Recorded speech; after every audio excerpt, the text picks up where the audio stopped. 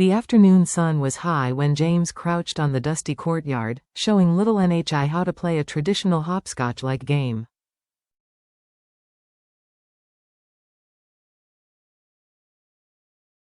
The rules were simple: throw a marker, hop through the squares, balance carefully on one foot. But for a child just learning, the challenge was real.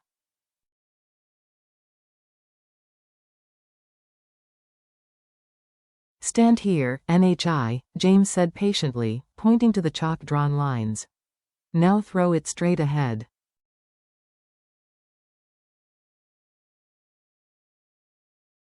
Don't step on the line. Nhi hesitated, then tossed the marker. It landed crooked.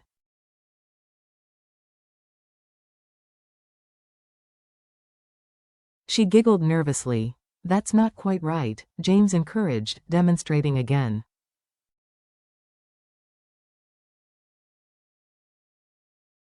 Here, watch me. See? 1 foot here, balance, then move forward. She tried again, faltering but smiling as James clapped softly.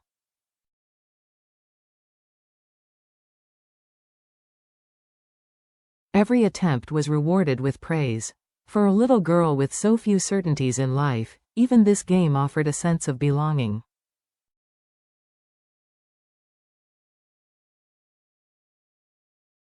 Deep walked over, amused at the sight. You're really out of breath, James. Teaching hopscotch isn't easy, is it?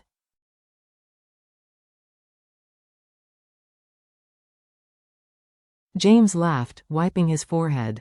I used to play this as a child, but I've forgotten half the rules.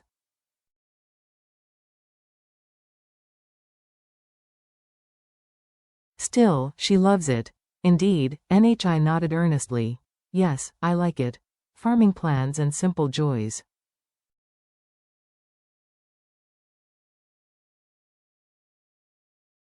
After the game, the conversation turned to Deep's smallholding. James admired the growing flock of chickens and suggested selling the older birds to buy more chicks.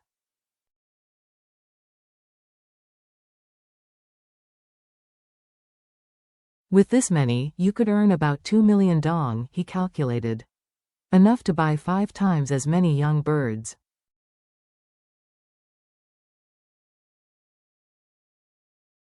Life here was practical, grounded in cycles of planting, feeding, harvesting.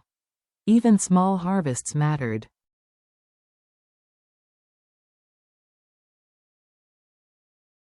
Deep offered James fruit from the few vines she had nurtured along the fence.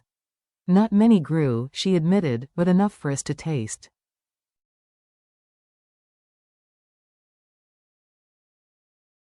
The sweetness of the fruit, shared with Nhi, carried a symbolism beyond nourishment. It was family-like, a bond created in the absence of her own parents.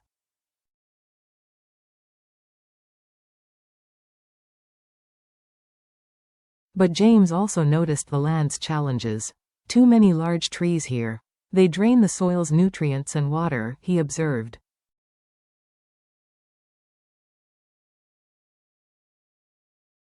It may be wiser to sell this plot once the new house is ready.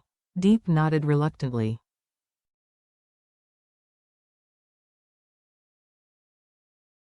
Careful cultivation demanded knowledge and labor beyond what she could manage alone.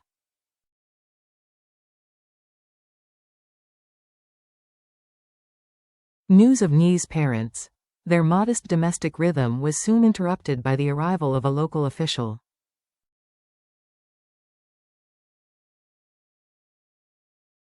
He came bearing the results of an investigation into Nhi's family background. I've looked into her parents, he reported.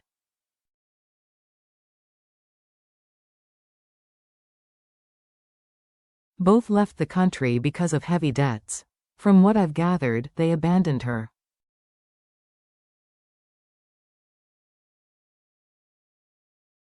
The revelation weighed heavily. Nhi's mother, according to rumors, had only intended temporary work abroad.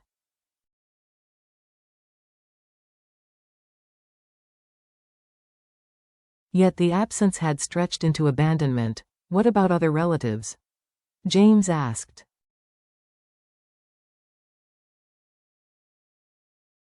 There are grandparents, the official confirmed, but they live about 200 kilometers away.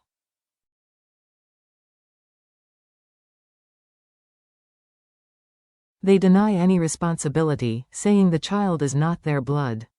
They claim she was an abandoned baby, not their granddaughter.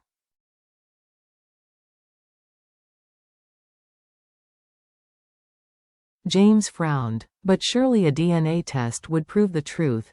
The official admitted no such test had yet been arranged.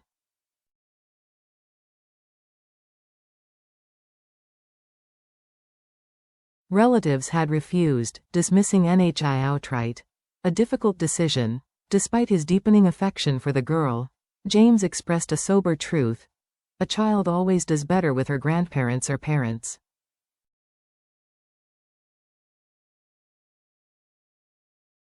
As much as we love her, if she can return to her family, that would be best, yet his commitment was clear.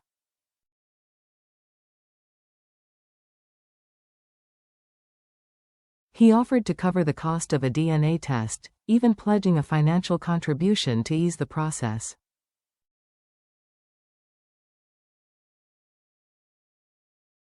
All I ask, he told the official, is that you persuade the grandparents to agree.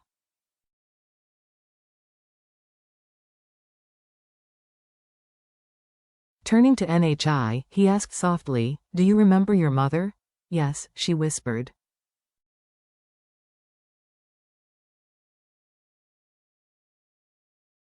"And your father?" "No," came the reply. "He only shouted at me. Sometimes he hit me."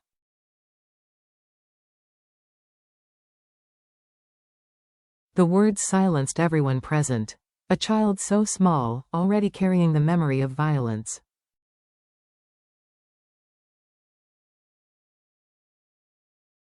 James gently plucked a strand of her hair for potential testing, assuring her it wouldn't hurt.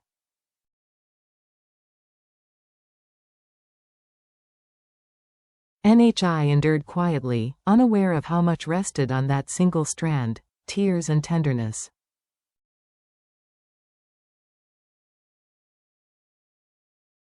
Later, with only James and Deep beside her, Nye's fragile emotions surfaced. She admitted she longed for her mother.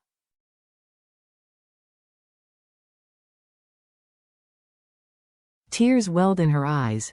James knelt down, holding her shoulders. "Don't cry, little one.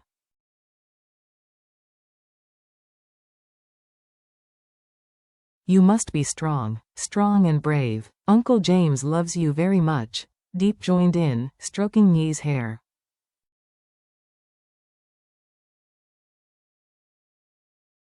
"Stay with us for now. We will take care of you until your grandparents recognize you."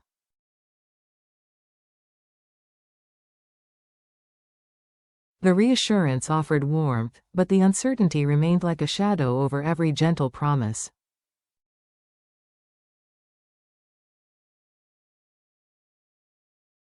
Responsibility and sacrifice. As James left for work, he promised an outing soon, a small happiness for NHI to look forward to.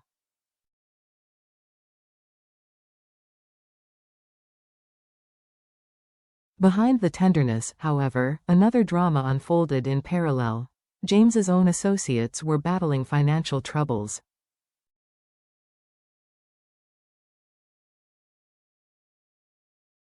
A brother admitted to pawning a motorbike, then borrowing recklessly at crushing interest rates.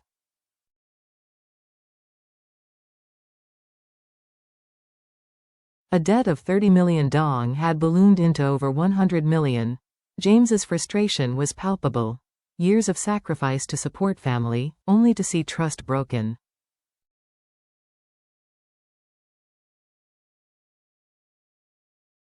Yet his sense of responsibility was unshaken, toward his kin, and now toward a child who had no one.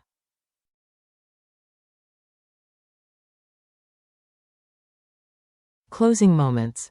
That evening, Deep shared more fruit with NHI, pressing an avocado into her hands.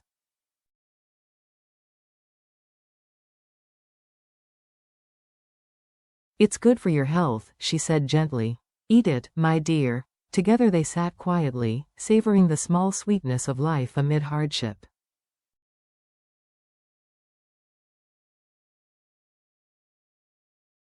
It was an image of fragile hope, a child cradled between care and abandonment, waiting for the outcome of a test that could either restore her to family or leave her future in the hands of compassionate strangers.